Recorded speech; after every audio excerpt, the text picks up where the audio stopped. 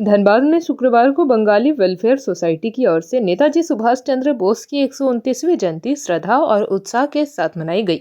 इस अवसर पर हीरापुर दुर्गा मंदिर प्रांगण से एक भव्य बाइक रैली निकाली गई, जिसमें सैकड़ों की संख्या में लोग शामिल हुए। बाइक रैली दुर्गा मंदिर से शुरू होकर रणधीर वर्मा चौक, DRM चौक, शहीद राजू चौक और श्रमिक चौक होते हुए नया बाजार स्थित नेताजी सुभाष चंद्र बोस चौक पहुंची।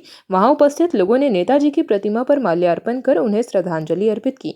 बंगाली वेलफेयर सोसाइटी के सचिव गोपाल भट्टाचार्य ने बताया कि बाइक रैली का उद्देश्य नेताजी सुभाष चंद्र बोस के विचारों और संदेश को आम लोगों तक पहुंचाना है। उन्होंने कहा कि नेताजी पूर्ण स्वराज में विश्वास रखते थे और किसी भी तरह के समझौते या अधूरे प्रयास के पक्ष में नहीं थे। उन्होंने यह भी कहा कि भारत की आज़ादी में नेताजी और आज़ाद हिंद फौज की अहम भूमिका रही है। गोपाल भट्टाचार्य ने प्रधानमंत्री नरेंद्र मोदी से अपील करते हुए कहा कि नेताजी से जुड़े सभी दस्तावेज सार्वजनिक किए जाए, 23 जनवरी को राष्ट्रीय अवकाश घोषित किया जाए और मुखर्जी आयोग की रिपोर्ट को सदन में स्वीकार किया जाए। इस मौके पर DSP यातायात अरविंद कुमार सिंह ने कहा कि आज की युवा पीढ़ी को नेताजी के जीवन से प्रेरणा लेनी चाहिए और समाज को बुराइयों से मुक्त करने में योगदान देनी चाहिए। वहीं मेयर प्रत्याशी रवि बुंदेला और पूर्व मेयर चंद्रशेखर अग्रवाल ने भी नेताजी के योगदान को याद करते हुए उन्हें सच्ची श्रद्धांजलि दी। स्वतंत्र करने में नेताजी का जो योगदान था, जो इनकी दीवानगी थी, वो अभूतपूर्व थी। और सबसे बड़ी बात कि हर फील्ड में नेताजी थे। आपको ध्यान में होगा कि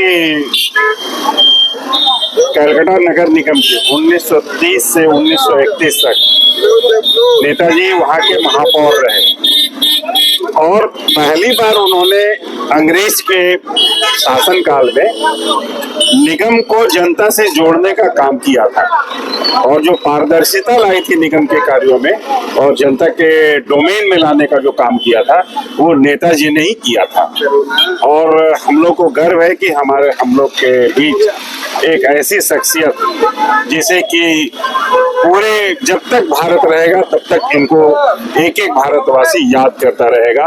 इतना इनका योगदान इस देश के प्रति रहा और हमेशा लोग इनके जीवनी से प्रेरित होते रहे। क्या संदेश देंगे लोगों को? सुभाष चंद्र बोस की जयंती पे सुभाष चंद्र बोस को हम नमन करते हैं और उनकी जयंती पे पूरे धनबाद वासियों को हार्दिक शुभकामनाएं। आज क्या कार्यक्रम है आप लोगों का?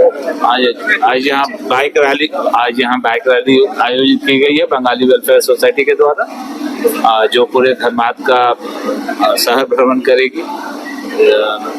सुभाष जी की जहाँ जहाँ प्रतिमा है उनका हम लोग माल्यार्पण करेंगे और उनको हम लोग अपना सादर नमन अर्पित करेंगे। युवाओं से क्या अपील करेंगे? युवाओं से ये अपील है कि सुभाष चंद्र बोस के शहीदी को